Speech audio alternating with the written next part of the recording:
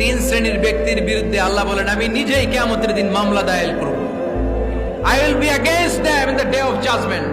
Three categories of people I will be against them in the day of judgment. তিন শ্রেণীর লোক কিয়ামতের দিন তারা ছাড় পাবে না।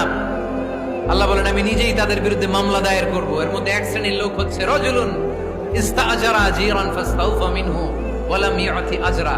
একজন শ্রমিক ভাড়া করে তার কাছ থেকে কাজ নিয়েছে কিন্তু তার পারিশ্রমিক আদায় করে নাই। এরকম আছে না নাই? দাপট দেখায় ইউনিভার্সিটির ক্যান্টিন গুলোতে, ইউনিভার্সিটির ক্যান্টিনে যে খায় মাগার বিল দেয় না, এরকম টাকায় যাচ্ছে নাই। চায়ের দোকানে চা খায় পরে দিমু বিল দেয় না, আছে না নাই?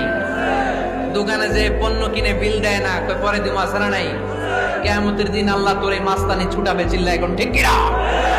আনা খাসমুহুম, আমি নিজেই তাদের বিরুদ্ধে মামলা দায়ের করব। কথাটা কার? এজন্য বিশ্বনবী বললেন খবরদার, মেহনতি মানুষ, খেটে খাওয়া মানুষ, এদের দোয়া কবুল হয়ে যায়।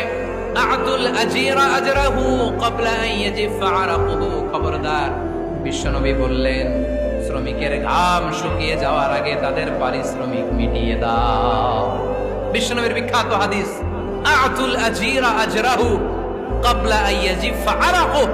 শ্রমিকের ঘাম মাটিতে লাগার আগে, শুকিয়ে যাওয়ার আগে তাদের পারিশ্রমিক মিটিয়ে দাও। কেননা তারা যদি বদদোয়া করে তোমার জীবনকে জাহান্নাম বানিয়ে দিবে কে?